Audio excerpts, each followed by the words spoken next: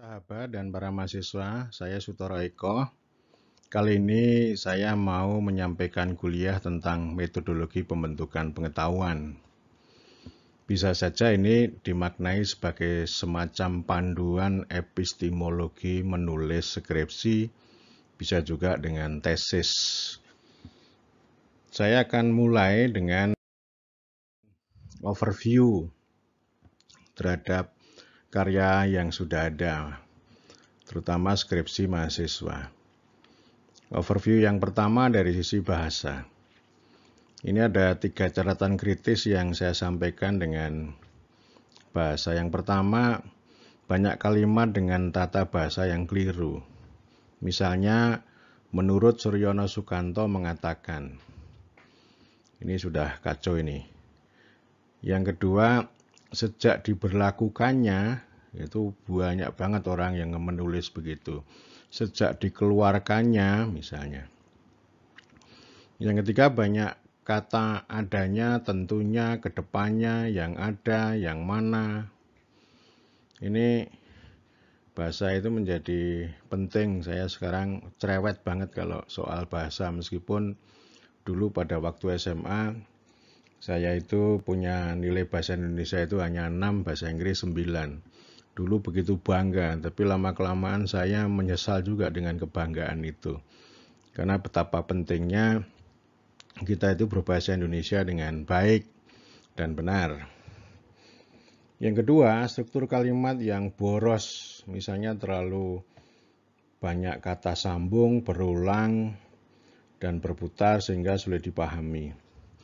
Sering juga misalnya kata depan, misalnya kata dan, kata sehingga, itu ditaruh di awal kalimat. Pokoknya struktur kalimatnya itu kacau, berulang-ulang, dan sehingga tidak jelas, susah dipahami. Yang ketiga, susunan kalimat terlalu baku dan kaku, klise, normatif, karena keterbatasan diksi yang disajikan. Karena itu kalimat yang disajikan seperti laporan proyek para birokrat. Ini secara umum, dan karena itu saya selalu mengingatkan bahasa.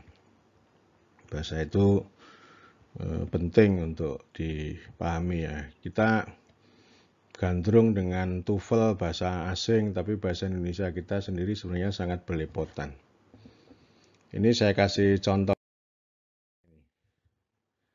Ini contoh yang semacam sinopsis atau abstraksi ini.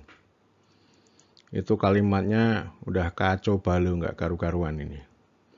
Dan isinya juga klise. Pokoknya 3 kritik dari sisi bahasa Indonesia itu ada di sini ini. Saya tidak usah melihat satu persatu itu. Kalimatnya yang begitu panjang, berputar. Ada yang klise juga gitu. Kemudian ini contoh kedua ini. Ini sama, sejenis bangun. Udah kalimatnya kacau, bahasanya kacau, kemudian intinya nggak ada sebenarnya. Atau sering saya mengatakan bahwa ini kalimat sampah ini. Tidak begitu jelas apa yang mau dimaksud. Itu 2 contoh, kalau mau dikasih contoh banyak. Dan ini memang gejala skripsi di mana-mana. Sekarang dari hari ke hari memang justru orang itu meremehkan berkarya. Bahkan ada kecenderungan skripsi nggak usah. Ya kalau hanya skripsi hanya sebagai prosedur ya itu dihapuskan nggak apa-apa. Tetapi kalau skripsi menjadi ajang untuk berkarya, menulis, itu memang harus dipertahankan dan harus diperkuat. Karena saya punya keyakinan bahwa orang yang berilmu itu akan punya makna lebih baik lah. Ya, itu contoh 2. Kemudian ini semacam overview juga ya. Kalau tadi bahasa, ini saya kasih judul eksplorasi prematur. Penjelajahan yang masih dini ya. Yang pertama, antara tema yang dibawa berangkat dengan judul yang dibawa pulang selalu sama, terlalu panjang dan kurang menarik. Jadi ini misalnya nanti akan ada contoh ya. Saya sering kritik ini kalau mahasiswa mau menuliskan mengajukan judul namanya, bukan mengajukan semacam tema. Dan saya sering kasih saran bahwa orang melakukan penelitian itu berangkat membawa tema, pulang membawa judul. Judul bisa berubah-ubah, itu semacam abstraksi atau kristalisasi dari perjalanan mulai dari A sampai Z, dari awal sampai akhir gitu. Yang kedua, ada kesulitan menentukan pintu masuk atau pokok masalah. Bingung ini. Jadi tema yang diajukan atau judul yang disodorkan itu sebenarnya tidak mengandung masalah. Tidak ada kejelasan sebenarnya ini mau meneliti tentang apa. Atau tema yang diajukan itu jangan-jangan memang tidak perlu diteliti. Yang ketiga, kesulitan menyajikan relevansi teoritik atau menantang terhadap teori tertentu sebagai titik pijak untuk pembaruan. Ini penting ini. Jadi di latar belakang itu juga memang harus ada relevansi teoritik ini tema ini terkait dengan apa? Karena itu basis pengetahuan. Teori itu kan basis pengetahuan. Seperti dulu saya menulis skripsi pada waktu S1 juga begitu. Jadi misalnya begini ya, saya menulis tentang patrimonialisme birokrasi Indonesia. Di latar belakang itu sudah mengatakan bahwa meskipun ini zamannya sudah modern, ada birokrasi yang disebut Weberian, yang sangat rasional, tetapi isinya sebenarnya kontradiktif. Yang itu kemudian meminjam beberapa orang disebut dengan patrimonial. Itu kan contoh ya, jadi kita sedang menantang teori tentang pelembagaan birokrasi rasional. Kemudian yang keempat, tidak menyajikan pokok masalah yang menantang dan membuat gelisah. Sebenarnya nggak ada masalah yang diteliti itu. Nggak ada yang satu kegelisahan. Setiap mahasiswa yang misalnya bertemu dengan saya tanya, ini yang membuat Anda gelisah apa? Yang menarik atau menantang untuk diteliti itu apa? Ya, jangan-jangan nggak usah diteliti, nggak penting gitu ya. Yang kelima, menyajikan satu pertanyaan atau rumusan masalah yang datar. Bagaimana? Pertanyaannya cuma satu aja. Sehingga saya sebut sebagai eksplorasi prematur. Pertanyaan itu penting sebagai basis pengetahuan, sebagai titik pijak untuk analisis untuk kajian yang lebih analitik dan kritis. Termasuk juga untuk mengantarkan orang itu punya imajinasi. Kalau pertanyaannya hanya bagaimana peran pemerintah desa misalnya, jadi jawab perannya baik-baik saja kan gitu. Itu artinya imajinasinya terbatas. Dan ini sering jadi perdebatan. Kadang dosen juga mengarahkan, udah pertanyaannya satu saja, nggak usah 3, nggak usah 4. Gitu ya. Jadi ini pertanyaan itu tidak harus baku dengan itu, bisa dikembangkan, bisa ditambah dengan pertanyaan siapa, untuk apa. Mengkaji kebijakan kan misalnya tidak cukup hanya pertanyaan bagaimana kebijakan dirumuskan dan dijalankan, tetapi juga ada pertanyaan siapa yang terlibat dalam kebijakan, siapa yang menentukan, mengapa mengambil kebijakan itu, kemudian untuk siapa yang lebih banyak diuntungkan dari kebijakan itu. Ini kan pertanyaan yang sifatnya lebih imajinatif, lebih banyak, lebih kaya gitu. Nah kalau hanya satu ini ya sangat miskin. Yang keenam, tidak menyajikan pertanyaan eksplanatif. Jarang ini saya melihat pertanyaan mengapa ini, bahkan para dosen pun juga sangat terbatas untuk mengembangkan pertanyaan yang sifatnya eksplanatif ini. Kemudian ini contoh ini. Misalnya rumusan masalah prematur ini. Misalnya bagaimana peran Karang Taruna dalam pemberdayaan masyarakat. Dong dia sendiri nggak berdaya kok. Karang Taruna itu kan nggak berdaya. Mana mungkin dia bisa melakukan pemberdayaan. Ini kan penalarannya agak lemah ini. Kemudian bagaimana strategi promosi desa wisata Mangunan. Ini kan pertanyaan yang tidak mengarah pada pengetahuan ini. Tidak perlu skripsi sampai 1 semester ya. Ya kalau hanya strategi promosi itu datang 2 jam kan selesai. Tanya. Ya misalnya beberapa cara. Jadi cukup ditulis 2 lembar kalau hanya pertanyaannya semacam itu, kan? Jadi ini bukan pertanyaan yang mengarah pada pembentukan pengetahuan, tapi hanya informasi. Bagaimana upaya BUMDesa menciptakan lapangan pekerjaan? Ini sama, sejenis ya. Ini masih prematur. Bagaimana efektivitas pelayanan satu atap?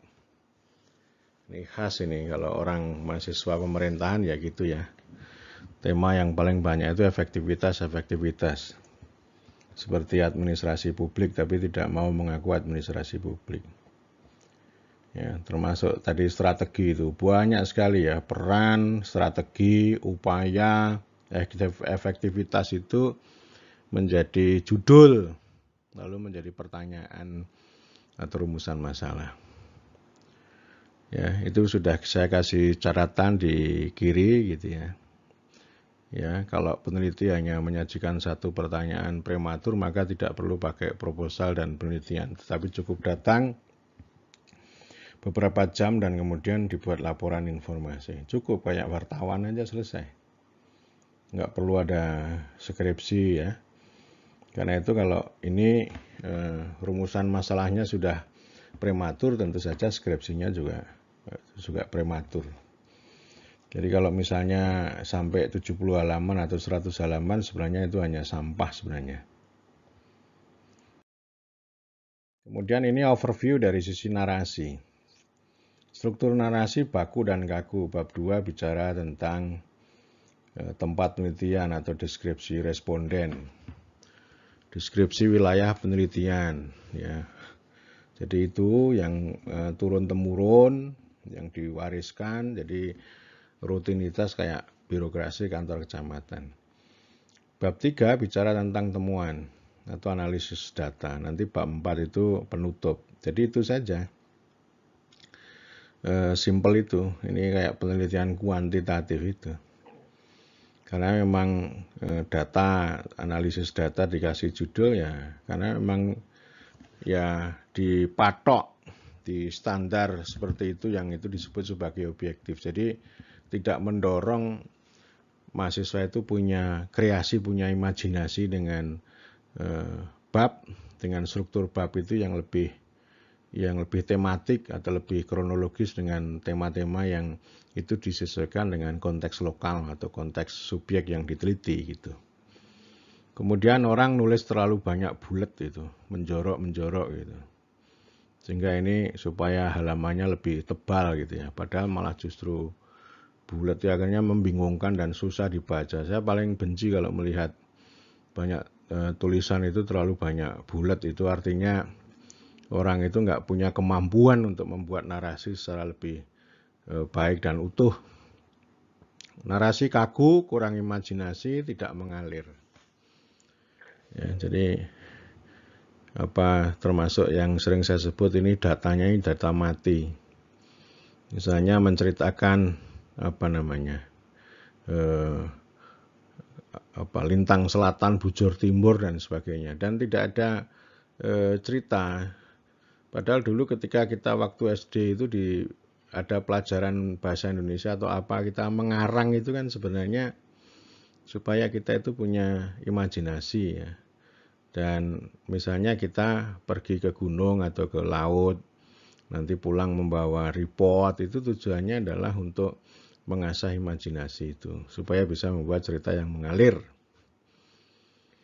Sudah muncul banyak petuah Jadi ini bukan membuat narasi atau deskripsi yang sesuai realitas, tapi sudah banyak kata seharusnya, sebaiknya, seyogianya gitu ya. Ini kecenderungannya orang itu begitu. Ini penyakit positivisme, ini penyakit moralisme itu. Kemudian kurang pemetaan atau temuan pola. Jadi tidak ada mapping ya. Ini saya selalu mengatakan bahwa kalau orang membuat narasi itu harus dibuat peta. Entah peta aktornya atau peta sikapnya atau peta tentang apa namanya? Ya pola atau karakter atau institusi yang subjek yang sedang diteliti misalnya. Ya. Kemudian yang berikutnya ini overview konseptualisasi, ini yang paling berat nih. Ini tantangan yang luar biasa. Dosen aja nggak sanggup membuat konseptualisasi, apalagi mahasiswa. Orang tidak bisa membedakan antara kerangka teori dan kerangka konseptual. Nah ini dimaklumi aja yang ini ya, nggak apa-apa ini. Yang kedua, tanpa pengantar tentang maksud dan arah, tetapi langsung to the point, masuk ke konsep-konsep yang tertulis pada judul penelitian. Jadi semua kata yang ada di judul itu ditaruh di situ, dibuat definisi. Misalnya strategi pemerintah desa, ya strateginya dirumuskan, pemerintahnya dirumuskan definisinya, desanya dirumuskan. Jadi ini yang justru kita ini ya, kita perlu lihat, perlu kaji, ini soal kedangkalan. Terlalu serius itu ada di mana-mana dan kemarin kita diskusi dengan Profesor Nasruddin Harahap ini soal kayak begini ini. Jadi kita nggak punya apa namanya elaborasi ya yang lebih menarik atau lebih memadai untuk soal-soal konsep ini. Ya, itu yang ketiga, terusannya semua kata dalam tema diuraikan sehingga yang terjadi adalah clipping konsep. Jadi ini clipping konsep aja, clipping definisi lah. Hanya definisi aja.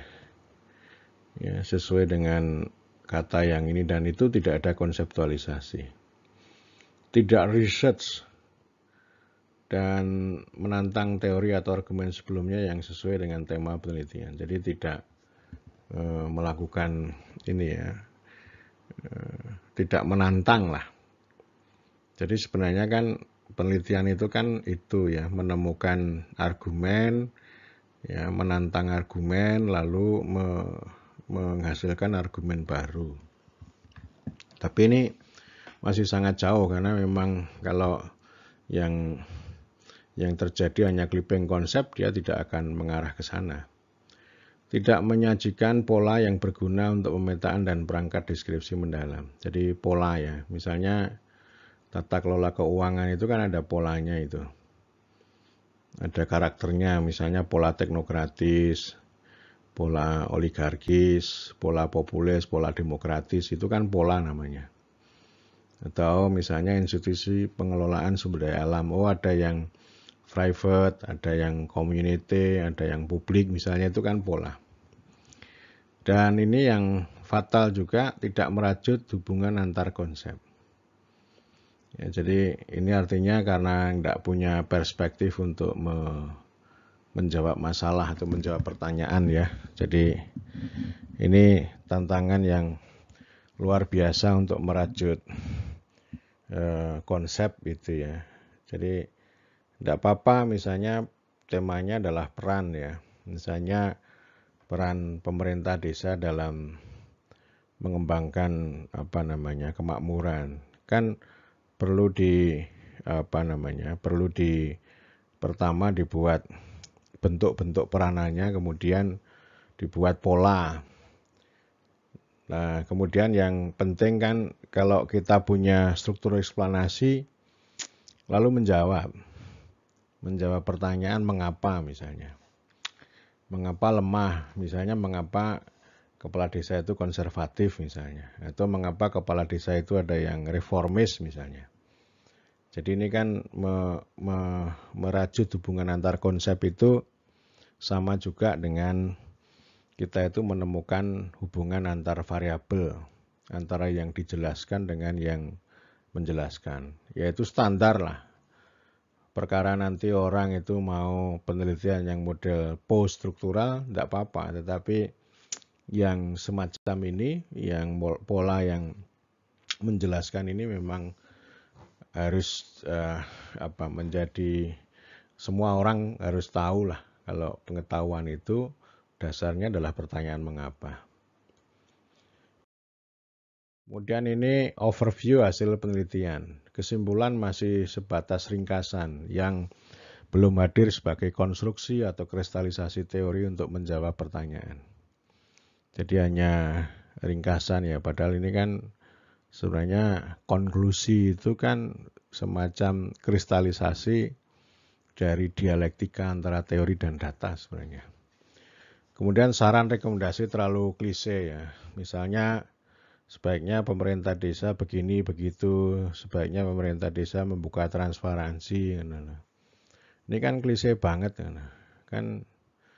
Ini saran ini apakah karena orang itu lebih hebat, merasa lebih hebat dari kepala desa kayak, atau memang nggak sadar bahwa ya itu memang orang nggak transparansi itu kan disengaja.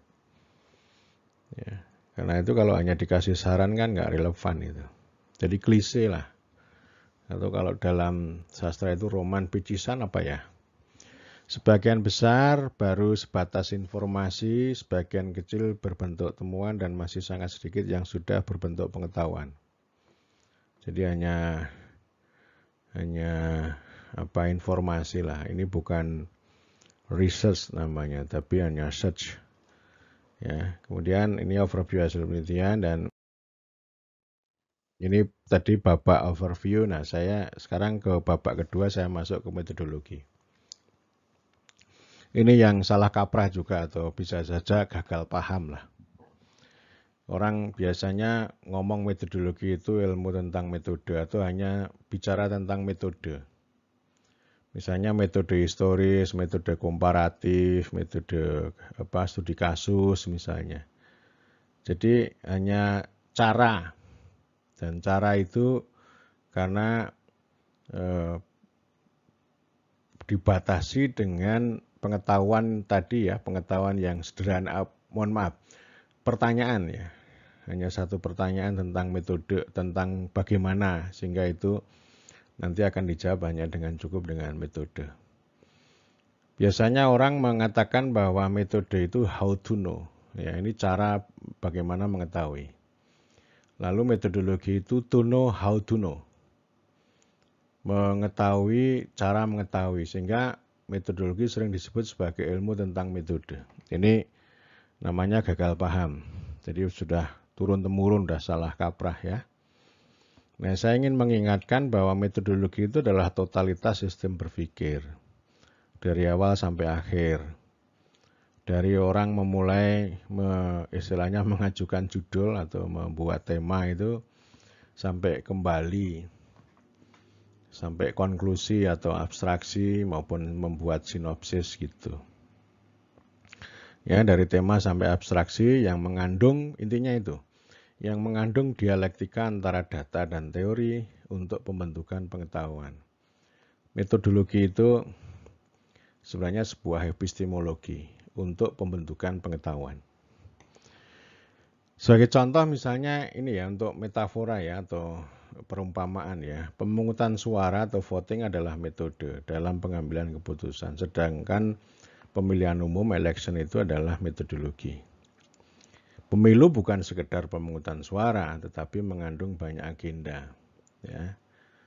Jadi sama juga kalau kita metodologi itu ya bukan hanya sekedar mengumpulkan datanya, sekedar kualitatif, kuantitatif gitu, tetapi harus overall ya, harus utuh, terutama untuk bagaimana kita membentuk pengetahuan. Ini teori. Teori adalah serangkaian argumen atau proposisi yang menghubungkan antara dua konsep atau lebih, yang berguna sebagai perangkat untuk melihat, memetakan, menggambarkan, memahami, dan menjelaskan fenomena sosial manusia. Definisi teori banyak, tapi saya menyampaikan itu ya. Jadi intinya sebenarnya argumen. Argumen itu bisa saja dibangun baru karena melakukan overview, melakukan kritik terhadap argumen-argumen yang sudah ada. Nanti kita kasih contoh. Menjawab, pertama berguna untuk menjawab, perangkat untuk menjawab teka-teki atau pertanyaan penelitian. Jadi kalau misalnya pertanyaan paling dasarnya bagaimana tata kelola keuangan kan harus dijawab. Misalnya, polanya seperti apa sih? Apakah di desa X itu pola keuangannya itu populis atau teknokratis atau apa begitu ya. Misalnya ya. Kemudian yang kedua argumen, perangkat berpikir yang menyederhanakan dan memudahkan argumen.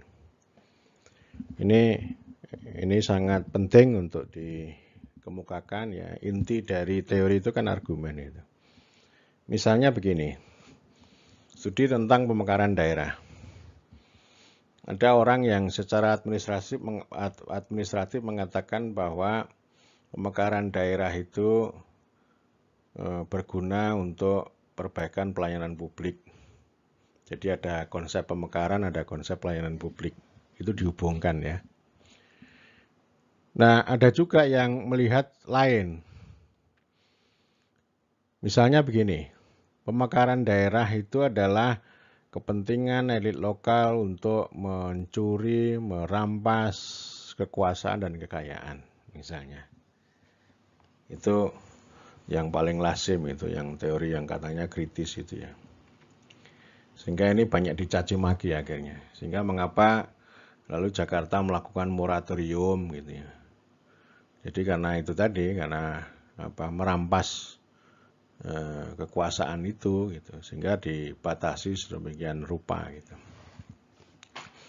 Tapi juga ada argumen yang lain, pemekaran daerah itu adalah bentuk negosiasi daerah pada pusat misalnya.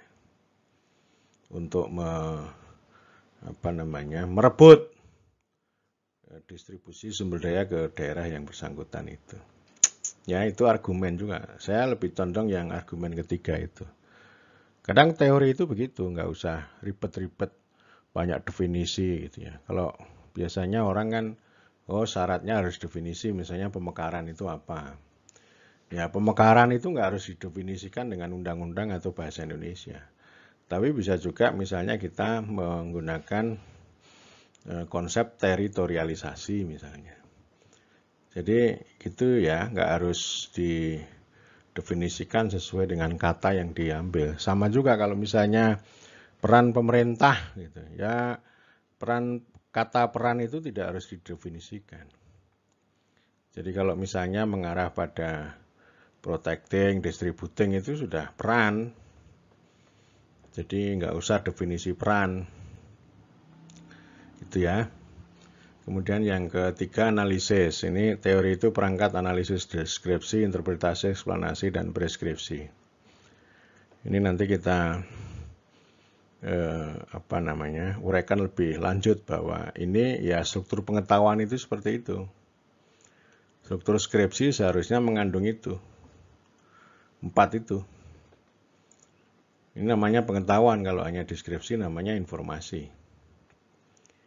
Kalau hanya interpretasi, ya kalau nggak ada interpretasi, ya itu hanya cerita kancil aja. Tidak ada kalimat, tidak ada argumen yang dibangun misalnya. Kemudian yang keempat, teori itu adalah ini ya, untuk pengetahuan, perangkat metodologi untuk membentuk pengetahuan. Jadi kalau metodologi itu ya bagaimana dia sebuah totalitas sistem berpikir yang menggunakan teori. Jadi teori dimasukkan dalam metodologi, ujungnya adalah untuk membentuk pengetahuan. Membentuk itu ya bisa membangun, bisa juga menguji atau merekonstruksi ulang gitu. Kemudian ini teori ini, ada level ini, biasanya hanya 2, tapi saya tambahkan yang ketiga. Ada grand theory. Grand theory itu teori abstrak yang berjangkauan luas, sering disebut pemikiran atau paradigma. Contohnya ada strukturalisme. Ini biasanya sering digunakan membahas tentang teori negara ini. Jadi kita bisa membaca buku-buku teori negara yang ditulis oleh Arif Budiman misalnya. Institusionalisme, ini yang lazim dalam studi politik pemerintahan tapi juga ekonomi. Ini variannya sangat banyak ya, dan kuliah kali ini tidak di luar jangkauan ini. Kemudian ada Marxis misalnya. Oh, dia melihat bahwa negara itu hanya instrumen misalnya. Weber. Ya, Weberian itu nanti ini ya, dia sebenarnya institusionalisme sama. Tapi institusionalisme itu kan variannya sangat banyak. Ada yang melihat dari sisi aktor, kemudian memunculkan aktor rasional. Gitu. Kemudian ada juga, misalnya begini, institusionalisme itu. Oh, ada governing ya, governing the common. Oh, ada pola yang community, ada pola pasar, ada pola negara. Itu namanya institusionalisme itu. Kemudian juga ini ya, pluralisme. Pluralisme itu intinya ini ya, bahwa kekuasaan itu menyebar ke berbagai organ masyarakat politik maupun masyarakat sipil. Jadi negara itu hanya menjadi penjaga malam atau menjadi wasit gitu. Nah, artinya kalau ini kan standarnya itu berarti ada pluralisme, berarti ada berarti ada kontestasi, ada kebebasan, ya, peran negara yang minimal gitu ya. Sehingga kalau orang yang mengikuti cara pandang pluralisme ini kan biasanya memukuli gejala yang sebaliknya. Misalnya gejala tentang korporatisme. Korporatisme itu artinya semuanya diambil, ditangani secara seragam oleh negara. Sehingga tidak ada pemain-pemain yang itu bisa berkembang secara kreatif, secara bebas begitu. Jadi kalau misalnya orang bisa saja orang mengkaji politik uang misalnya. Nanti politik uang itu ada yang pakai sudut pandang pluralisme, ada pula yang pakai sudut pandang elitisme misalnya. Terserah saja, nanti pluralisme itu kan intinya, oh ini kompetisinya sehat enggak ini gitu. Ada persamaan kesempatan enggak, persamaan hak enggak gitu. Jadi oh ternyata ini hanya dikuasai oleh orang-orang yang kaya atau oleh orang birokrat dan sebagainya gitu ya misalnya. Nah kalau elitisme ya biasanya misalnya memunculkan konsep-konsep tambahan ya, konsep-konsep variannya misalnya seperti klientelisme. Oh ini pemilihan umum ini bekerja dalam struktur tali temali jaringan patron klien misalnya. Itu elit yang dilihat ya. Atau bisa saja misalnya elit itu melihat misalnya oh dana desa itu tidak akan efektif karena dirampas oleh elit. Kan gitu ya, misalnya orang melihat tentang kinerja dalam tanda petik atau bagaimana delivery dana desa untuk rakyat gitu ya. Lalu orang misalnya mengatakan oh dana desa gagal misalnya. Itu kan bisa macam-macam, bisa melihat dari sisi pluralisme, bisa melihat juga dari sisi elitisme. Bisa juga developmentalisme. Developmentalisme itu kan prinsip-prinsip tentang kemajuan, tentang pembangunan, tentang bisa juga ini menekankan pada sisi kebudayaan misalnya. Oh, ini dana desa itu tidak punya dampak signifikan untuk mengurangi kemiskinan karena SDM yang lemah misalnya. Itu kan developmentalisme itu. Itu pendapatnya begitu. Atau yang elitisme ya ini dana desa itu dirampas gitu. Dirampas oleh elit lokal misalnya. Tapi kalau saya lain lagi. Saya menggunakan poststrukturalisme. Di luar struktur, di luar struktur hierarki atau institusi yang ada. Saya justru melihat oh ini yang namanya dana desa ini tidak berdampak luas karena dia dikelola dengan uang ilmiah, tidak sesuai dengan kehendak rakyat misalnya. Nah ini kita bisa menggunakan yang namanya governmentality misalnya. Jadi kita bisa belajar pada karya Taniali gitu ya. Jadi begitu, meskipun orang menulis skripsi perlu bacaannya karya-karya disertasi, tidak ada masalah. Saya dulu juga begitu. Waktu menulis skripsi S1 saya membaca disertasinya Muchtar Masud, Yahya Muhaimin, kemudian siapa lagi ya, Harold Cruz, banyak yang dulu saya baca, mempelajari mereka, bagaimana mereka itu melakukan problematisasi, konseptualisasi gitu. Jadi simple gitu. Misalnya disertasinya Pak Yahya Muhaimin ketika menulis tentang bisnis dan politik itu simple aja kok, dia itu melihat dinamika bisnis dan politik dari tahun 50 sampai tahun 80 itu hanya dengan konsep klientelisme. Simple aja, nggak ada perdebatan teori di situ. Nah, yang grand itu memang level tinggi ya, dia besar, dan kalau kita naik ke puncak gunung itu punya jangkauan luas itu. Ini sangat mudah, cepat, dan sederhana dalam memahami dan menjelaskan fenomena. Ya, sekali lagi ini saya kasih contoh, misalnya kita membahas tentang kemiskinan deh. Tentang kemiskinan. Misalnya, kita bisa lihat dari sisi developmentalisme.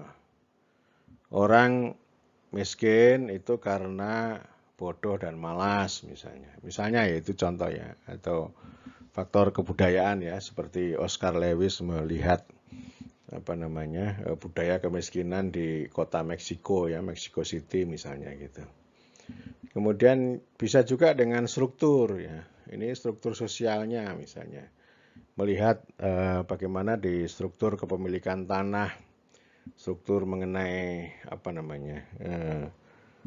ya struktur ekonomi di situlah yang ada di desa itu misalnya, atau di satu tempat misalnya. Jadi strukturnya timpang, sumber daya yang ada itu dikuasai oleh tengkulak. Di desa itu ada misalnya ada 7 tengkulak misalnya, itu contoh. Kemudian juga bisa pakai institusionalisme. Institusionalisme itu misalnya melihat antara hubungan antara orang miskin dengan pemerintah. Nah, nanti ini akan melucuti peran kebijakan pemerintah. Misalnya fungsi-fungsi protecting dan distributing jalan enggak misalnya ya. Dan ini nanti di sisi lain juga bicara tentang right, tentang hak akses orang miskin itu terhadap layanan atau terhadap kebijakan atau terhadap uang yang disediakan oleh pemerintah. Jadi tinggal milih orang itu. Mau developmentalisme atau mau strukturalisme atau mau institusionalisme. Bisa juga pakai post-strukturalisme ya, misalnya menggunakan konsep governmentality itu untuk membahas, mengkaji kemiskinan. Dan ini sekarang udah banyak. Misalnya temanya governing the poor. Bagaimana sih pemerintah itu atau negara atau bahkan sampai itu berlapis-lapis dari pusat sampai ke desa itu menggovern atau memerintah orang miskin. Misalnya di sana ditemukan memerintah orang miskin dengan proyek, memerintah orang miskin dengan data. Tapi data itu yang dikumpulkan itu ternyata tidak punya dampak mengubah hidup orang miskin. Proyek juga demikian misalnya. Sehingga governmentality itu menemukan kontradiksi antara hal-hal yang sangat baik, kebijakan yang sangat baik, program yang sangat baik untuk mengurangi kemiskinan, tetapi itu malah justru mengawetkan kemiskinan. Yang berubah cuma sajian angkanya saja misalnya gitu. Kemudian yang kedua middle range teori. Berjangkauan menengah, ini teori dalam bentuk perspektif dan model ya, sebagai turunan dan elaborasi dari teori besar luas itu. Jadi lebih dinamis ini, middle range ini. Jadi dinamis, elaboratif, dan naratif dalam menggambarkan, memahami, dan menjelaskan fenomena sosial manusia. Ini sebagai contoh misalnya buku Daron Acemoglu dan James Robinson ya, yang buku ini saya wajibkan untuk dibaca oleh para mahasiswa pemerintahan. Mereka menggunakan model institusi inklusif yang dikontraskan dengan institusi ekstraktif untuk menganalisis kesuksesan dan kegagalan negara. Jadi intinya dia memadukan sebenarnya antara pendekatan institusionalisme dengan pluralisme. Ya, nanti silakan dibaca bagaimana institusi inklusif itu bisa menciptakan kemakmuran, sebaliknya institusi ekonomi politik yang eksklusif itu menciptakan kemiskinan dan ketimpangan ya. Itu dilihat dari struktur negara, struktur pemerintah, struktur politik yang ada. Kemudian low level, ini saya sebut juga teori berkasta rendah ini. Teori dalam bentuk proposisi kalimat yang menghubungkan dua atau lebih variabel untuk menjelaskan fenomena secara spesifik, praktis, teknis, dan operasional. Contohnya misalnya kepemimpinan kepala desa dan partisipasi masyarakat berpengaruh terhadap keberhasilan pembangunan desa. Jadi ini positivisme yang paling rendah. Jadi ada konsep itu didefinisikan, diukur, lalu ukuran ini nanti menjadi instrumen untuk mengumpulkan data secara objektif. Nah, kemudian lalu yang dua konsep itu dihubungkan ya, itu dikonseptualisasi. Misalnya kepemimpinan kepala desa dan keberhasilan pembangunan desa itu dihubungkan. Ya, kemudian nanti dari hubungan-hubungan itu melahirkan argumen atau hipotesis begitu ya. Itu teori berkasta rendah itu hanya itu, jadi menghubungkan jadi dia tidak dibimbing oleh perspektif, dia tidak dibangun dengan kerangka middle range ya. Kalau middle range itu kan dia perspektif dia, kelebihannya. Titik tekannya pada penggunaan perspektif. Kemudian ini hasil penelitian ini. Pencarian search itu menghasilkan informasi atau kabar, penelitian riset itu menghasilkan temuan dan pengetahuan. Jadi research mencari kembali ya. Sebenarnya yang dicari kembali itu apa? Bukan hanya data, tidak hanya data, tapi sebenarnya yang terpenting adalah teori. Jadi data itu kan nanti didialektikan dengan teori yang dicari, ditantang, atau direvisi gitu. Hasil penelitian ada 3 ini, ada informasi berupa narasi peristiwa atau fenomena atau sajian fakta spesifik tentang siapa, apa, kapan, di mana, dan bagaimana. Ya ini saya kira semua orang tahu, misalnya sedang meneliti tentang COVID ya, satu desa berapa yang terpapar, berapa yang terdampak, itu kan namanya informasi. Temuan itu sering disebut dengan laporan penelitian yang berisi deskripsi mendalam dan sistematis atas banyak fakta, disertai interpretasi makna atas rangkaian fakta. Ya, jadi misalnya gini dulu, saya membuat ini ya, ini baru temuan sih, jadi istilahnya belum pengetahuan. Misalnya kelompok tani itu dibagi menjadi 3, misalnya pedati, merpati, yang satu sejati misalnya, itu namanya temuan. Ya. Yang lain lagi misalnya, ada sengketa antara Pok Darwis dengan pemerintah desa, itu temuan juga. Nah, pengetahuan hasil kristalisasi dan dialog antara data atau fakta dengan teori itu namanya pengetahuan ya. Jadi inti dari pengetahuan itu kan teori itu ya, yang sudah dikristalisasi dan itu menembus ruang dan waktu.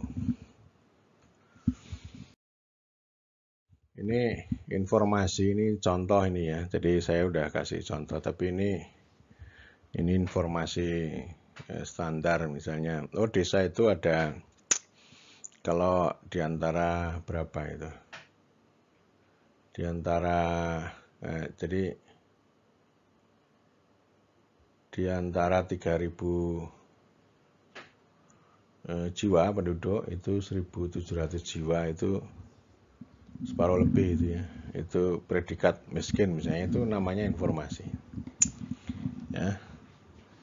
Kemudian ini temuan nih, nah ini temuan, ini kalimat temuan ini, kelompok-kelompok masyarakat dalam program di Desa Sukajelata merupakan institusi prematur yang hanya dibentuk sebagai kanalisasi proyek atau hanya untuk sekedar menerima bantuan. Ini kan semacam interpretasi sebenarnya. Nanti ini kan dikasih elaborasi. Kelompok masyarakat penerima bantuan dikendalikan dan dirampas oleh lokal misalnya, itu ya. Jadi intinya tidak hanya data yang apa adanya. Bukan berarti nanti kalau orang membuat interpretasi itu hanya pernyataan kosong, bukan begitu maksud saya. Tetap ada basis datanya, ada ilustrasinya gitu ya. Tetapi temuan ini sebenarnya melangkah lebih lanjut adalah sebuah konstruksi atau sebuah interpretasi terhadap informasi yang diperoleh gitu ya. Dan inilah nanti kegunaan perspektif itu akan ada di sini gitu. Kemudian ini temuan ya, ini contoh ini, dia informasi plus pengetahuan prematur gitu ya, pengetahuan yang masih ini ya awal ya. Kemudian dia narasi kecil, laporan gitu ya. Jadi ini untuk memaknai temuan tadi. Ini pengetahuan. Intisari pengetahuan adalah teori yang dibangun melalui proses penelitian empirik. Ya, itu titik pentingnya dari situ. Kemudian di sini ada 3 komponen, ada dialog. Pengetahuan adalah rangkaian kalimat yang menunjukkan dialog antara data dan teori. Abstraksi, kalimat abstrak, singkat, padat, berisi yang menembus ruang dan waktu. Yang selalu saya ingat itu misalnya dari Barrington Moore dulu ya. No bourgeois, no democracy. Tidak ada kelas menengah, tidak ada bourgeois, tidak ada demokrasi. Itu contoh, misalnya itu pengetahuan. Ada juga pengetahuan begini, semakin tinggi tingkat pertumbuhan ekonomi, semakin demokrasinya semakin baik, misalnya begitu ya, itu contoh. Misalnya juga begini, pertumbuhan ekonomi di Cina dan di Italia itu sangat tergantung juga dengan social capital yang mereka miliki misalnya, gitu ya. Itu namanya abstraksi. Teori, rangkaian narasi yang mengandung deskripsi, interpretasi, eksplanasi dan preskripsi. Jadi preskripsi itu resep namanya ya. Jadi kalau ngomong modal sosial itu sangat penting untuk menjadi dasar bagi pembangunan ekonomi misalnya. Nah ini kan otomatis juga memberikan preskripsi bahwa modal sosial itu harus diperhatikan secara serius misalnya. Jangan diabaikan. Kemudian ini data nih. Data itu ada data mati, adalah data dalam bentuk norma seperti pasal, aturan maupun persepsi orang yang dihimpun dengan survei angket. Ini banyak mahasiswa gitu ya. Misalnya peraturan itu dikutip. Misalnya tugas sekdes adalah, itu pindah pasal, itu namanya data mati itu. Data mati. Nah, yang dibutuhkan data nyata. Data dalam bentuk statistik deskriptif, fakta peristiwa hasil observasi maupun ungkapan asli narasumber. Data nyata misalnya. Ya, misalnya data nyata itu sekdes setiap hari adalah orang yang paling rajin, paling disiplin, paling awal masuk kantor. Jadi jam 7 sudah mendahului sebelum yang lain, itu kan datanya tak cerita. Gitu. Kemudian pada saat yang sama kepala desanya sering pergi misalnya, itu contoh ya, contoh aja. Kemudian data hidup, data nyata yang dipetakan dan dibikin narasi melalui pemaknaan, interpretasi, jadi dimaknai ya. Misalnya begini ya, kantor desa itu sepi banget, nggak ada orang, jam 9 orang itu, dan itu berhari-hari gitu. Ya, berhari-hari, kadang-kadang ada, kadang-kadang enggak. Lalu kita mengatakan ini adalah desa yang tidak berdesa, ada organisasi yang tidak berorganisasi, itu namanya data hidup, itu dibunyikan namanya, ya, dibunyikan. Kemudian ini ada tugas teori dan metodologi, ini penting, ini namanya pengetahuan itu mengandung itu. Deskripsi, menggambarkan, dan membimbing temuan untuk menjawab pertanyaan bagaimana, apa, siapa, kapan, dan berapa. Jadi ini setiap penelitian pasti deskriptif atau mengandung deskripsi, mengandung gambaran. Kemudian yang kedua, yang ini jarang atau sering nggak sampai ke situ orang itu, eksplanasi. Ini menjawab, menjelaskan atau menjawab pertanyaan mengapa atau menemukan faktor-faktor penyebab. Misalnya saya membuat pertanyaan mengapa birokrasi Indonesia itu bercorak patrimonial misalnya. Ya, jadi kira-kira itu pertanyaannya. Atau misalnya pertanyaan dari guru saya Mukhtar Masud, mengapa otoritarianisme muncul bangkit di Indonesia misalnya. Itu pertanyaan yang pertanyaan mengapa, eksplanasi gitu. Kemudian interpretasi, memahami atau memberi makna di balik deskripsi untuk membuat narasi menjadi lebih hidup.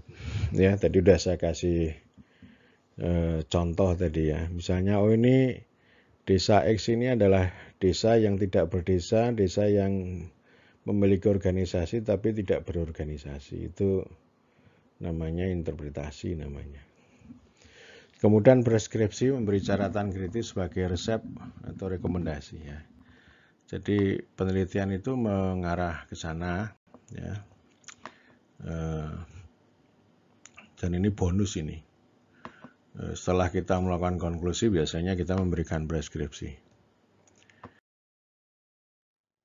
Kemudian ini epistemologi dan mazhab penelitian ya. Itu ada yang bisa kita pilah menjadi dua hal besar. Yang pertama eksplanatif, yang kedua interpretif. Interpretif itu memahami, eksplanatif itu menjelaskan. Jadi yang masuk eksplanatif itu ada positivisme, ada ini termasuk empirisme, yang kedua rasionalisme.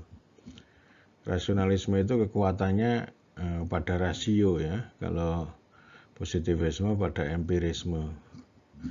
Kemudian interpretif itu menafsirkan, memberi konstruksi dan makna. Ini yang termasuk dalam kategori interpretif itu namanya konstruktivisme atau fenomenologi. Fenomeno ya, fenomena, logi, ilmu tentang fenomena. Menggambarkan fenomena secara utuh, jadi realitasnya digambarkan apa adanya gitu. Kemudian post-fondasionalisme atau post-positivisme, ini ada yang post-kolonial, ada pasca struktural, ada postmodernisme. Jadi ini prinsipnya sama. Misalnya orang-orang yang menggunakan governmentality biasanya kita masukkan dalam kerangka post-fondasionalisme ini. Kemudian ini ada satu lagi namanya kontekstualisme, merupakan irisan antara eksplanatif dan interpretif, khususnya antara rasionalisme dan konstruktivisme. Ini disertasi saya pakai analisis kontekstualisme ini ya. Jadi tidak eksplanasi berbasis variabel tapi eksplanasi mekanisme. Jadi rentetan kejadian itu saling terkait dirajut tetapi juga dikristalisasi lalu ditemukan titik-titik yang bisa memberikan penjelasan mengapa seorang bupati yang dulunya lemah itu bisa menjadi kuat, bisa melakukan reform, dan kemudian dia sangat kuat tapi akhirnya dia korupsi dan runtuh misalnya.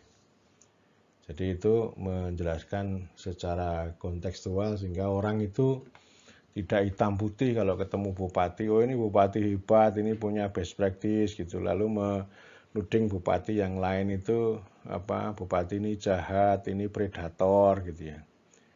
Tapi seorang bupati kalau dia bisa berkuasa selama 10 tahun itu ada dinamika ya, yang saya kira itu perlu dilihat juga dengan kerangka analisis kontekstual.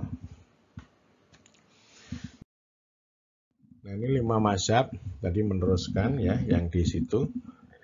Ada positivisme, ini aliran dalam ilmu alam yang dipakai oleh ilmu sosial.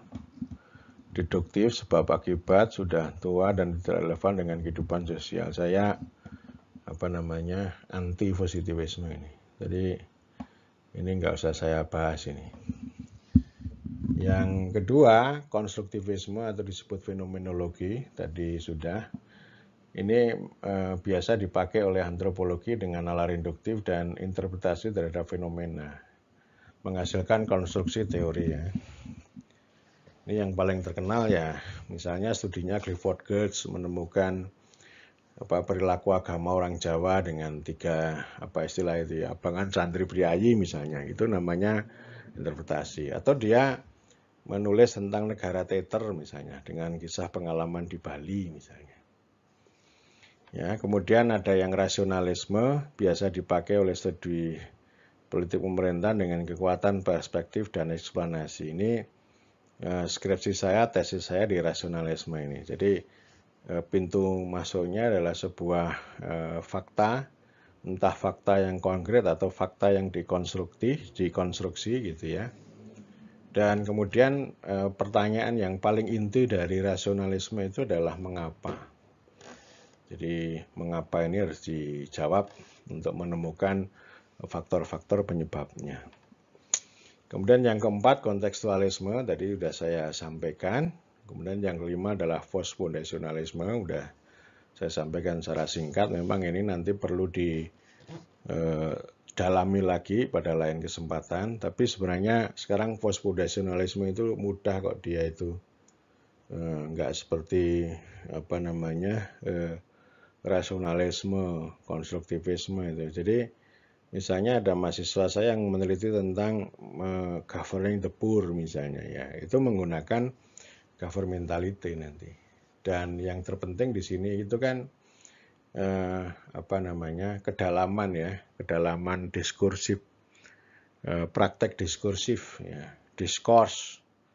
Jadi kalau ke lapangan tidak hanya mencari data tentang peristiwa misalnya angka-angka itu, tapi diskursus yang berkembang di antara para pelaku yang terkait dengan tema yang diteliti gitu. Jadi diskursusnya sampai praktek-praktek empiriknya, misalnya bagaimana misalnya kepala desa dan jajarannya itu sibuk hanya laporan gitu. Nah, ini kan kita bisa temukan secara mendalam ini pada menyaksikan apa yang terjadi, kemudian diskursus yang disampaikan oleh kepala desa dan sebagainya.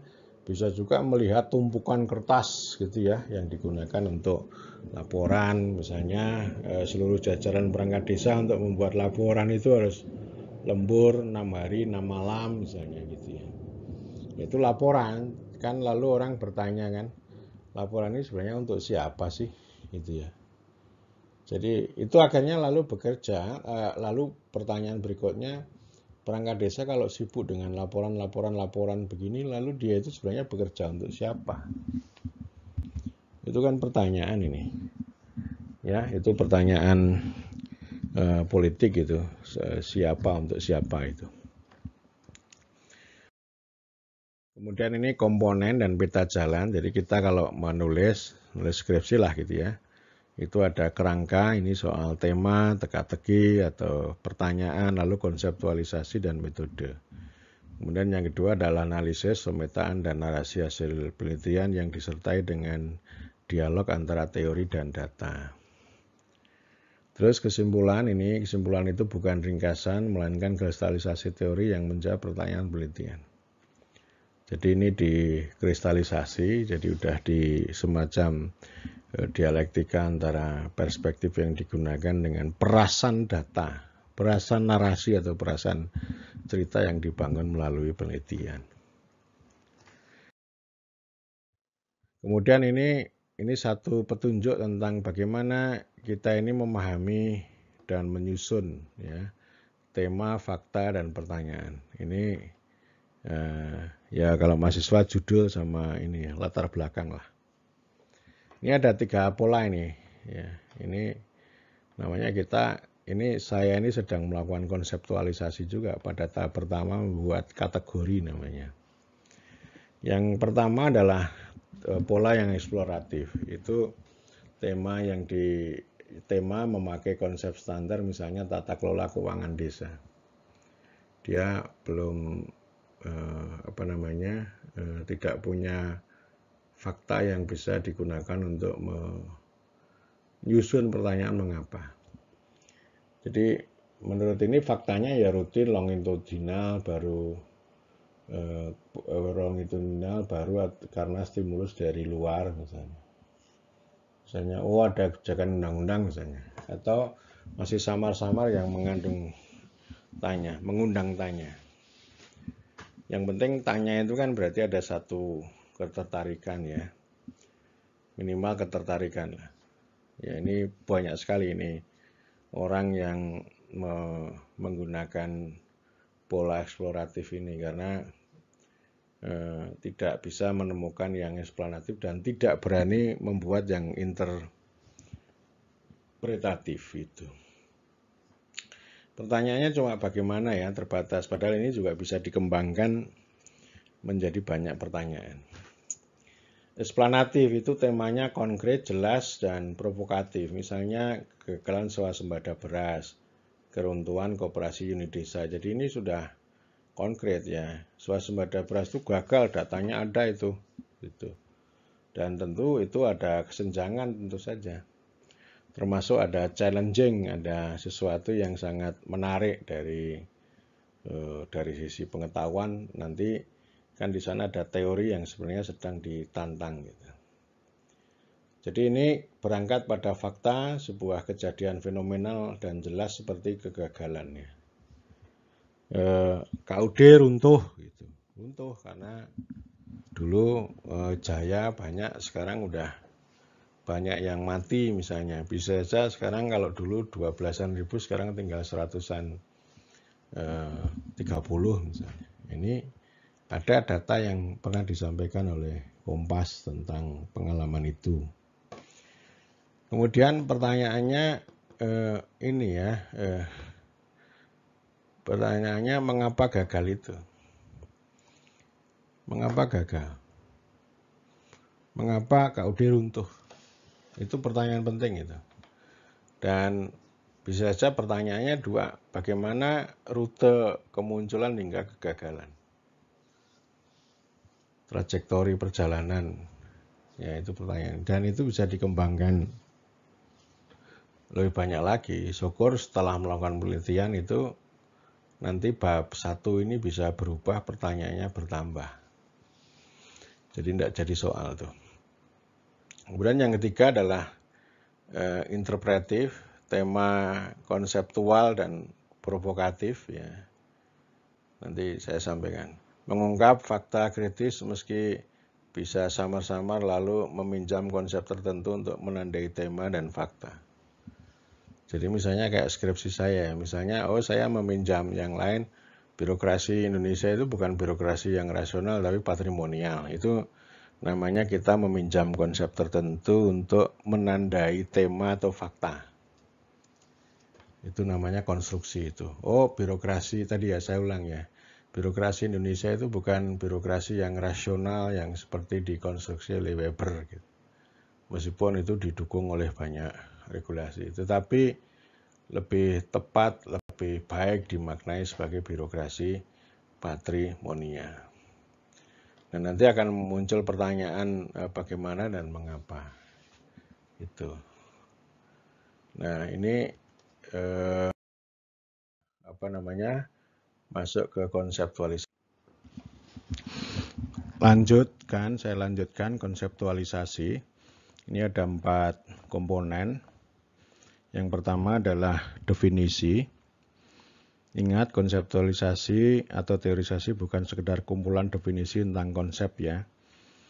Meskipun itu awal, kadang-kadang orang bertanya ya. Saya dulu menulis tentang reformasi tanpa harus membuat definisi reformasi gitu. Tapi saya mengatakan, reformasi itu bukan sekedar perkara administratif, tapi perkara politik, jadi membangun semacam argumen. Tapi penting juga bagi mahasiswa itu untuk membuat definisi terhadap apa yang dikaji. Tapi tidak harus dan tidak perlu membuat definisi, misalnya peran pemerintah itu definisi peran itu tidak harus dibuat atau disampaikan, tetapi yang penting adalah bagaimana kita mengkonseptualisasikan peran pemerintah itu, termasuk tentu juga bisa fungsi itu secara lebih utuh gitu. Tidak hanya definisi tentang peran atau strategi gitu, itu namanya ecek-ecek itu namanya kasta rendah itu. Kemudian yang kedua, tema elaborasi konsep kunci untuk memberikan pemahaman terhadap tema penelitian. Jadi ini ada konsep kunci ya, misalnya kalau peran pemerintah kita bisa mengelaborasi tentang fungsi regulasi, fungsi proteksi, fungsi yang satu lagi distribusi misalnya. Jadi itu dielaborasi misalnya. Bisa juga misalnya kita reformasi misalnya. Reformasi, ada yang haluannya good governance misalnya. Ada haluannya yang reformasi pro rakyat.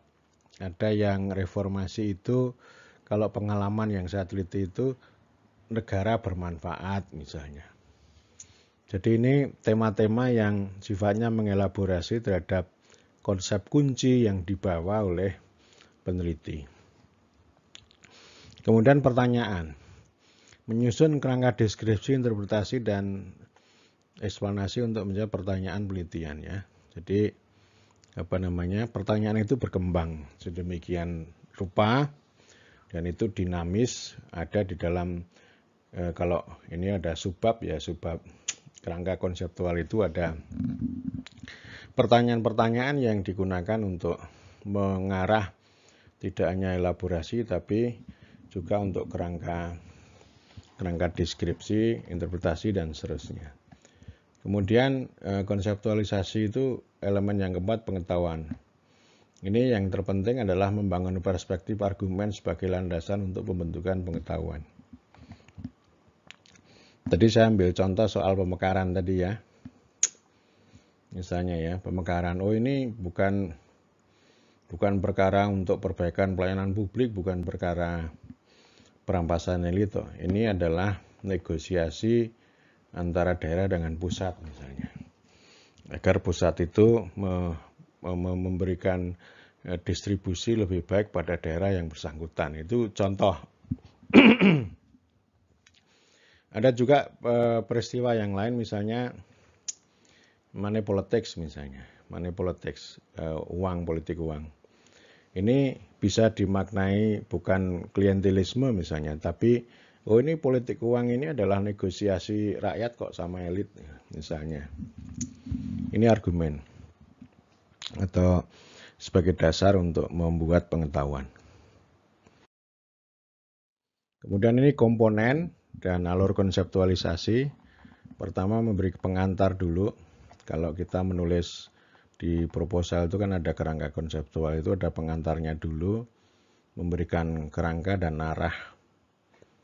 Bisa 3 paragraf, bisa 4 paragraf, terserah sesuai dengan keperluan. Sehingga orang itu tidak langsung ujuk-ujuk, tidak langsung misalnya to the point. Misalnya ini kerangka konseptual 1 peran misalnya. Bukan begitu. Tapi ini mengarahkan nanti akan sampai kemana. Ya, ini pengantar. Kemudian yang kedua, konsep kunci. Ambil konsep kunci yang relevan dengan tema, lalu dielaborasi ke dalam makna atau definisi, lanjut dengan elaborasi misalnya komponen atau kategori atau variabel. Ya. Jadi kalau misalnya ini tentang apa namanya tadi ya, konsep kunci pemekaran misalnya. Pemekaran itu jangan pakai kata mekar gitu, tapi bisa juga menggunakan konsep poliferasi ya, saya lebih cocok dengan menggunakan teritorialisasi, bisa juga misalnya begini, ini ada contoh yang lain ya, nanti di slide berikutnya ini juga akan ada contoh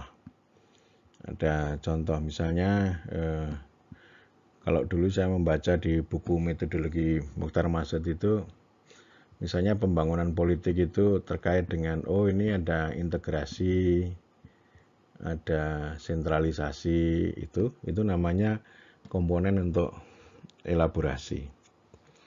Kemudian yang berikutnya klasifikasi atau tipologi sebagai alat untuk memberi makna atau sifat atas konsep yang digunakan. Jadi misalnya konsep otoritarianisme ini ada yang otoritarianisme populis, ada otoritarianisme yang birokratik gitu. Ada otoritarianisme yang patrimonial misalnya. Jadi ini semacam klasifikasi untuk mendudukkan ini posisinya di mana gitu. Orang melakukan studi populis ya, ada populis kerakyatan, ada populis atas kebangsaan, ada populis agama misalnya. Itu klasifikasi. Saya sering membuat tipologi ya. Kalau tipologi itu ini ada 2 variabel yang kemudian di overlay lalu ketemu 4 misalnya. Misalnya saya mengkategorikan antara ini sosok kepala daerah. Dilihat dari variabel reformasi dan korupsi. Kan itu lalu ketemu proksinya kan tidak reform dan reform, ya dan tidak, korupsi ya dan tidak, lalu ketemu 4. Kalau yang tidak korupsi, tidak reform itu namanya konservatif. Lalu kalau korupsi dan tidak reform itu namanya bandit. Kemudian yang ketiga itu tidak korupsi tapi reform. Nah itu progresif misalnya. Kemudian yang kelima ya reform ya korupsi. Itu namanya kombatan atau petarung gitu. Kemudian yang keempat ini review ini ya, kalau sering disebut tinjauan pustaka. Ya, ini maknanya adalah kita akan menemukan perspektif sebenarnya. Menemukan perspektif atas untuk menjawab pertanyaan mengapa. Ya, jadi kalau sudah ditemukan klasifikasinya gitu, lalu kita akan menjawab pertanyaan mengapa, dan itu dibimbing oleh perspektif. Perspektif itu muncul karena tinjauan pustaka. Meskipun orang juga tidak harus melakukan tinjauan pustaka. Ya, misalnya disertasi Yahya Muhaimin, disertasi Harold Grootz itu tidak pakai review, tapi dia hanya mengatakan, misalnya Harold Grootz mengatakan bahwa ya militer masuk dalam politik itu karena kehendak mereka gitu sejak awal gitu ya, nggak usah pakai ini. Saya kadang juga suka itu namanya sudah beyond, tetapi kalau kita belum posisi beyond ya jangan seperti itu gitu. Ya, jadi ini mengkaji secara kritis. Tadi saya kasih contoh misalnya pemekaran. Ini pendapat pertama, pendapat perspektif administrasi mengatakan bahwa pemekaran itu untuk mendekatkan rentang kendali, mendekatkan pelayanan publik ke warga dan seterusnya. Itu namanya pendekatan administrasi. Yang kedua pakai elitisme, misalnya tadi ini pemekaran itu ya itu hanya elit gitu. Nah, kemudian peneliti menantang dua itu lalu memunculkan argumen baru. Oh, ini bukan soal pelayanan publik, bukan soal elit, tapi ini negosiasi daerah atas pusat misalnya. Ya, nah itu tadi kemudian setelah review lalu perspektif ya. Jadi kalau kita menemukan itu negosiasi tadi, lalu kita uraikan konsep-konsep negosiasi bagaimana itu terjadi hubungan antara pusat daerah. Itu bisa juga dikaitkan misalnya tema-tema tentang hubungan antara negara dengan lokal, misalnya dengan entitas lokal. Kalau negara melakukan despotisme, melakukan penyerapan dan sebagainya, kan ini kita bisa menggunakan konsep-konsep misalnya kekuasaan negara yang despotik dari Michael Mann, kemudian infrastruktural lalu konstitutif gitu ya. Jadi artinya karena kekuasaan negara lebih banyak despotik, lalu infrastrukturnya lemah, proses konstitutifnya lemah, maka itu muncul resistensi dari daerah. Lalu daerah itu melakukan negosiasi supaya negara itu paling tidak punya mendeliver atau distribusi uang atau distribusi pelayanan atau pembangunan supaya masuk ke daerah yang bersangkutan. Jadi itu sebuah perspektif yang sebenarnya sifatnya untuk mengelaborasi, mempertegas terhadap review yang dilakukan pada tahap keempat.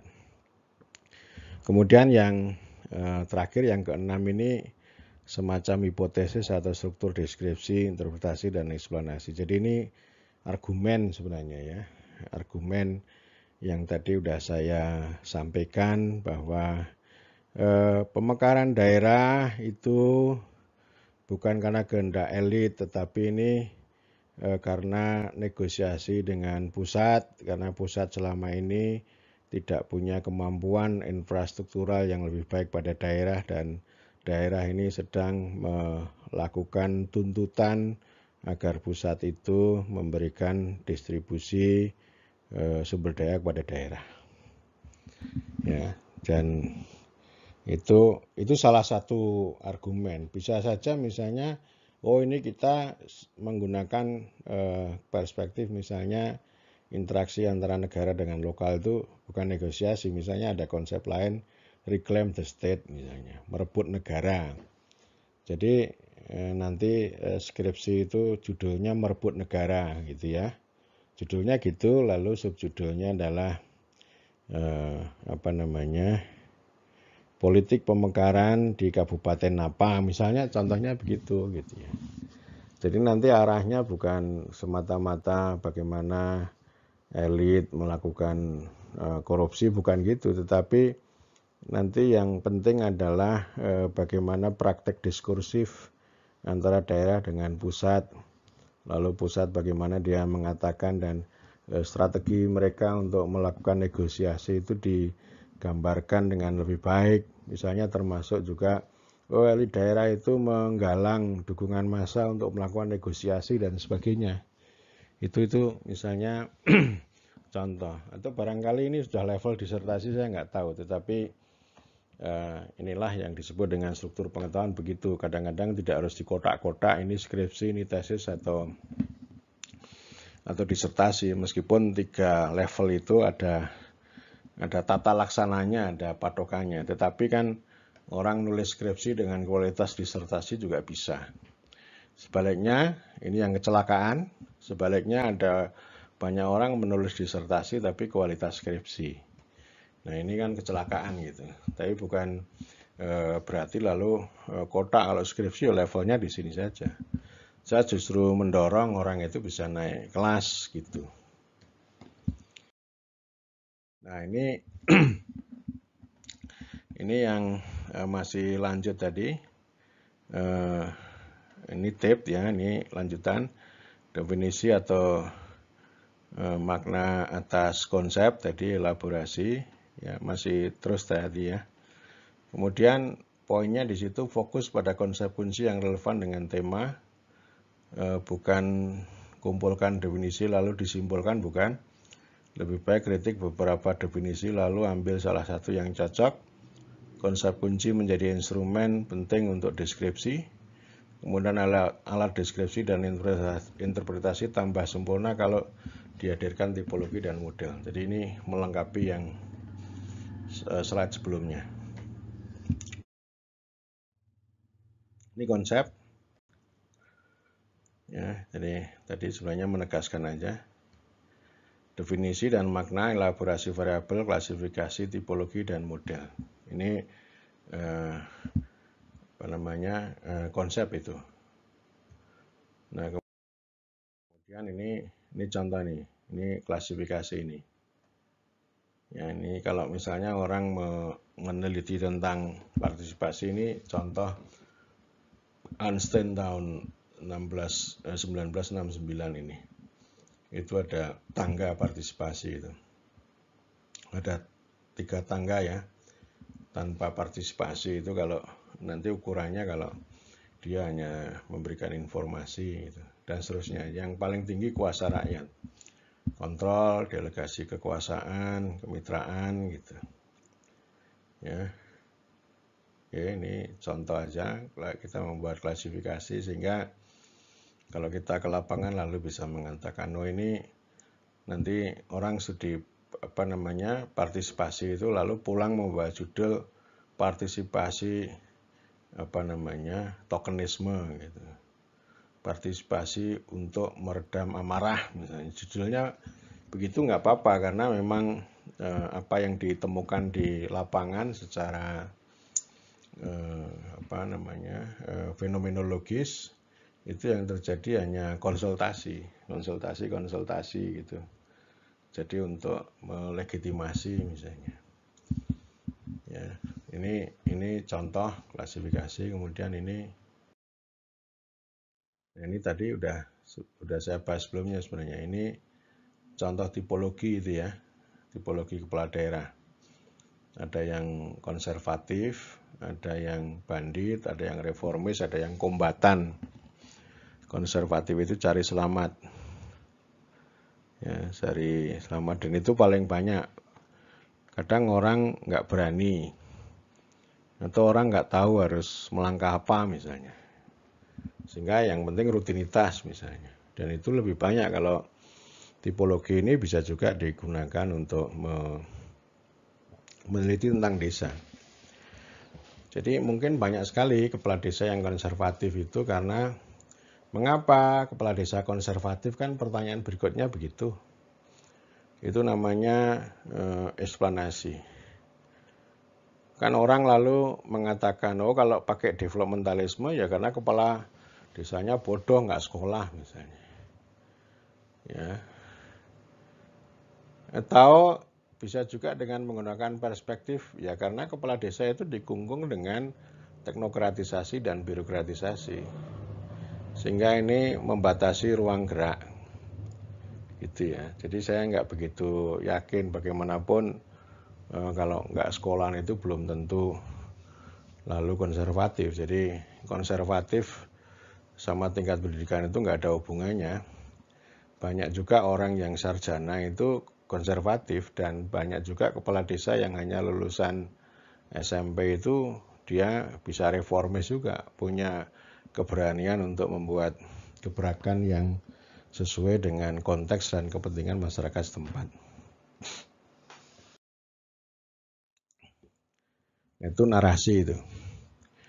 Ini bab 2, bab 3, dan seterusnya.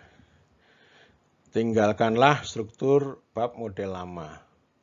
Bikinlah struktur bab secara tematik atau kronologis. Jadi yang lama itu misalnya bab 2 deskripsi wilayah penelitian atau di konteks lokal misalnya. Bab 3 analisis data, itu lama itu.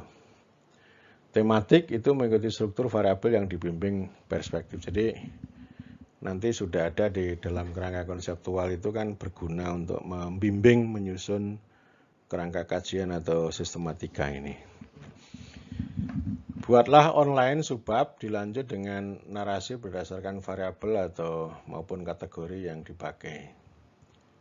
Ya, jadi outline di bab-bab itu bisa secara tematik, bisa juga secara kronologis, bisa juga secara sekuen ya. Jadi kan kalau kita pakai rentang waktu, studi rentang waktu 10 tahun itu kan lalu bisa dibuat sekuen atau semacam babak ya, yang itu akan membuat narasi yang memudahkan orang itu untuk memahami.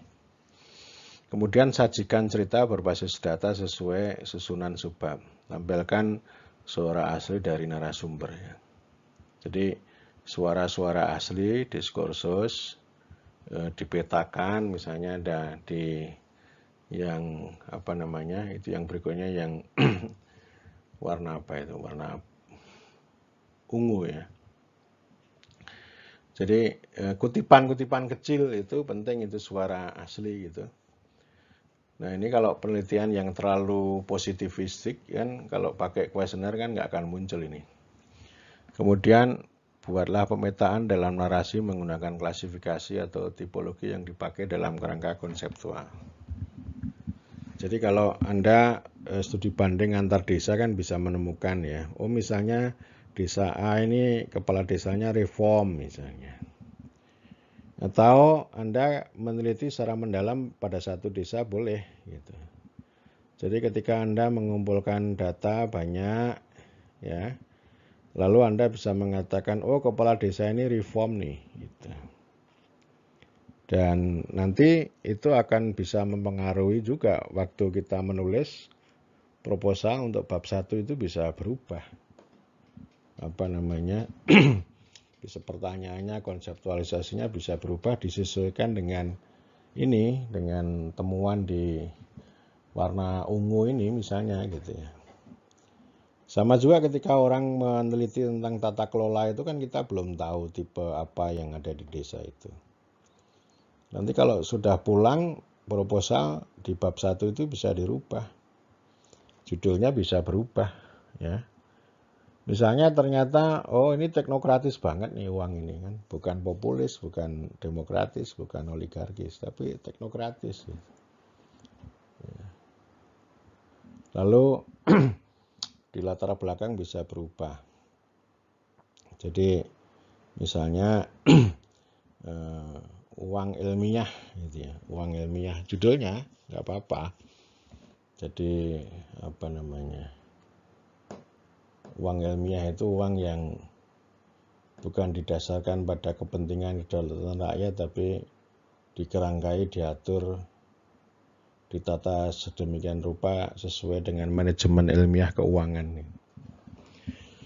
Kemudian Anda bisa menggunakan salah satu tipe tadi, udah saya sampaikan ya.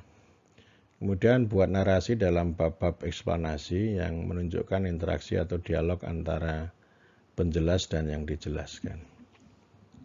Jadi nanti ada contohnya di sana.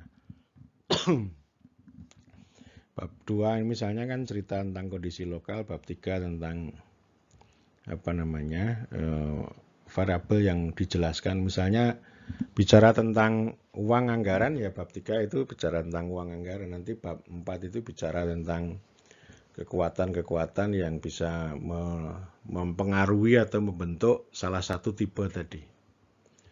Misalnya kalau kita menemukan tipe reformis gitu ya, tipe anggaran yang demokratis misalnya, lalu kan di bab berikutnya bisa kita analisis misalnya bab 4 bicara soal kepala desa misalnya.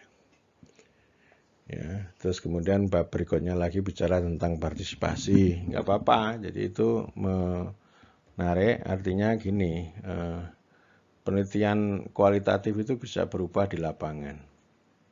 Jadi kalau misalnya di bab 1 hanya kerangka longgar, setelah pulang itu sudah bisa diacak-acak lagi, disusun kembali dengan cara kita sesuaikan dengan apa yang kita temukan di lapangan, dan kedua otomatis kita akan mencari literatur kembali, menyusun ulang tentang latar belakang, tentang pertanyaan, tentang yang paling penting konseptualisasi.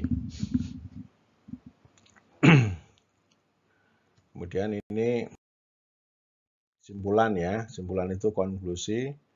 Ini intinya adalah abstraksi, kesimpulan bukan sekedar ringkasan atas uraian bab-bab sebelumnya, tapi abstraksi atau kristalisasi yang menjawab pertanyaan penelitian.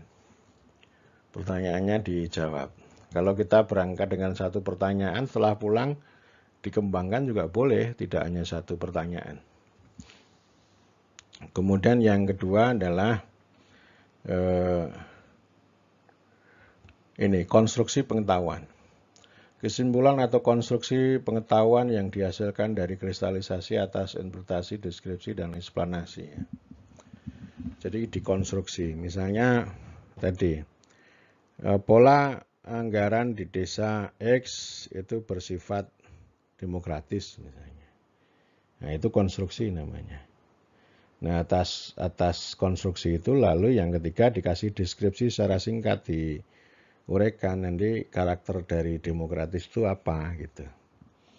Kemudian yang terakhir ini struktur eksplanasi, pada bagian kedua membuat struktur eksplanasi, jadi yang menjawab pertanyaan mengapa. Jadi kalau kita sudah ada konstruksi tadi uangnya uang demokratis, kemudian uang demokratis dielaborasi pada deskripsi dan interpretasi ini, lalu struktur eksplanasinya menjelaskan beberapa variabel yang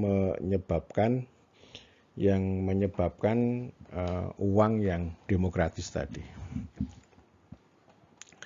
Nah ini kesimpulan ya.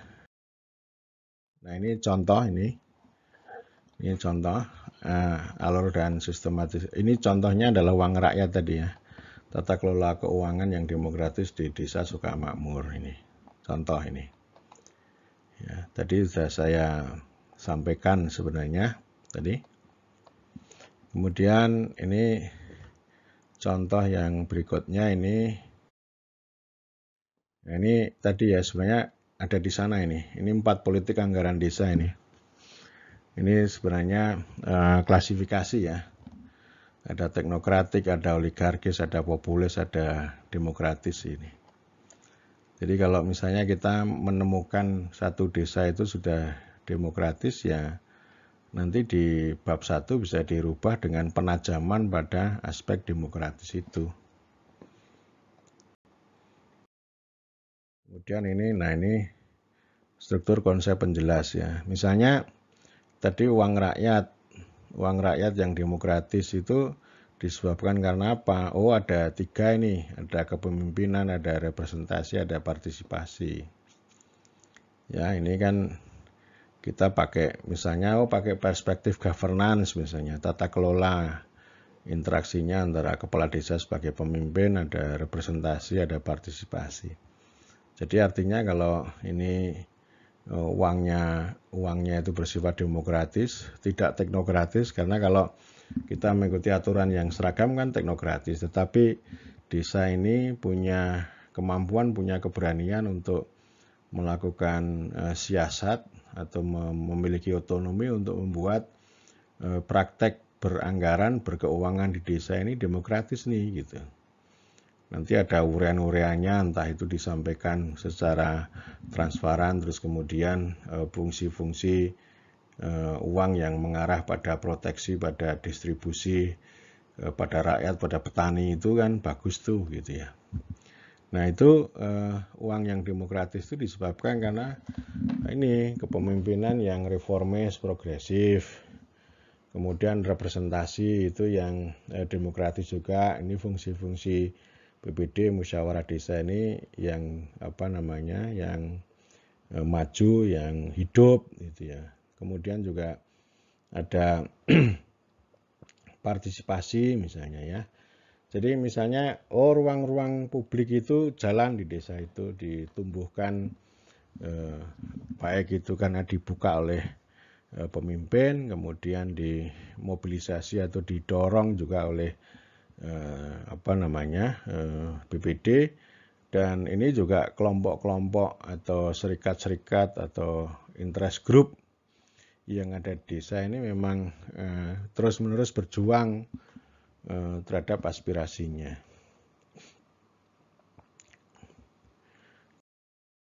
Dan ini ya contoh ya tadi ya, misalnya kepemimpinan reformis, representasi yang demokratis, partisipasi yang kolaboratif, itu membentuk uang desa yang demokratis, dan ini juga memfasilitasi desa itu berubah secara progresif. Ini namanya struktur argumen. Sama juga misalnya ini contoh yang kedua ya, misalnya kepemimpinan kepala desanya konservatif, kemudian representasinya itu konfliktual gitu ya. Kemudian partisipasinya mengalami eksklusi, uang desanya teknokratis, maka desa itu dalam posisi involutif misalnya. Itu contoh-contoh yang ini bisa dipelajari. Ini kan struktur teori namanya ya. Kalau kita membahas tentang tata kelola uang atau governance, itu artinya kita sedang menggunakan perspektif institusionalisme. Institusionalisme itu ya ngomong tentang fungsi, ngomong tentang relasi, ngomong tentang formasi atau susunan berbagai organisasi yang ada di desa itu, dan kemudian bagaimana mereka saling berinteraksi, saling mempengaruhi, dan seterusnya.